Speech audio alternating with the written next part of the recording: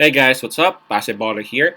We are now in this third game of this March 21, 2022 NBA Game Day. We got Portland TrailBlazers with a record of 26 and 44, visiting Detroit Pistons with a record of 19 and 52.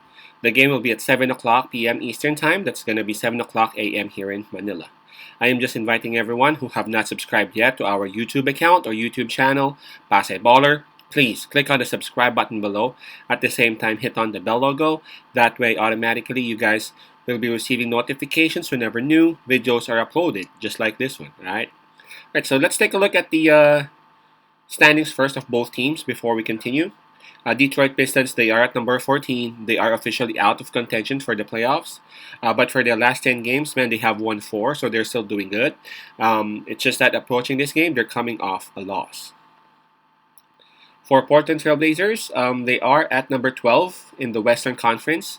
For their last 10 games, man, they have only won once. And approaching this game, they are on a 4-game losing streak, man. Alright, so on this game, Detroit Pistons would have the home court advantage. At the same time, I gotta say that I gotta give the advantage to them in terms of momentum. I know they have only won 4 out of their last 10, but man, those are still wins, 4 wins as compared to Portland's 1, right?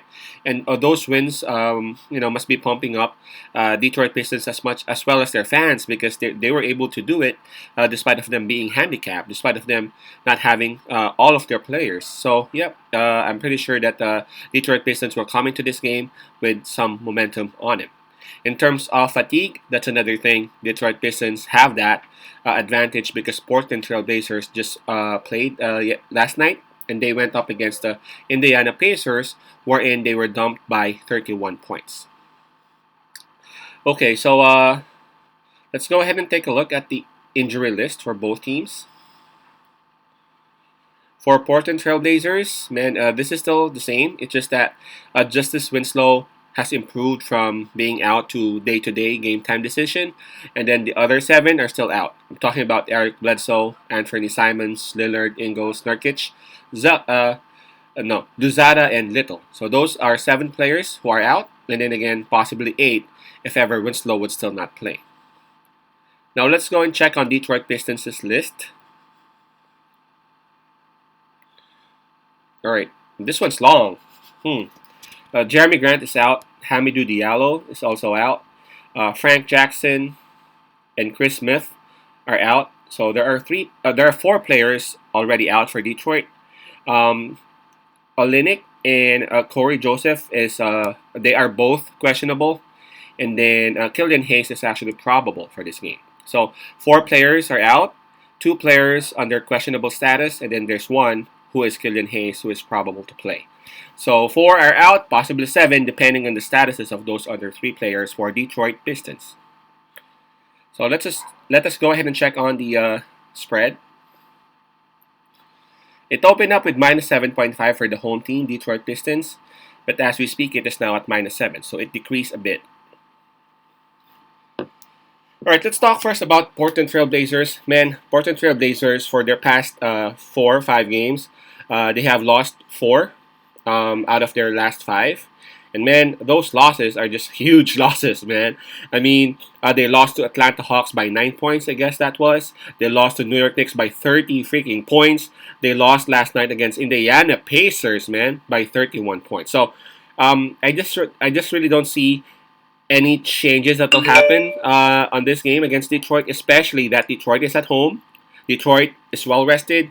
At the same time, Portland is actually at the end of their back-to-back games because they have played last night. So, yeah, I'm not saying that Detroit Pistons will actually win by 30 points, but I'm quite confident that Detroit Pistons got this. Now, I understand a lot of people might be a bit hesitant to pick on Detroit Pistons with the spread of minus 7 because Detroit Pistons would not be having Hamidou Diallo.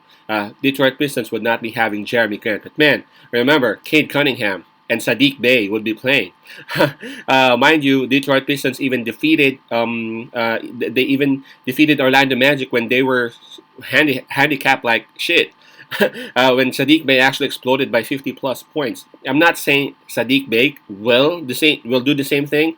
Most likely not. But what I'm saying is that this Detroit Pistons squad, they now know how to ball. And again, Killian Hayes is on probable status, so highly likely he will be playing.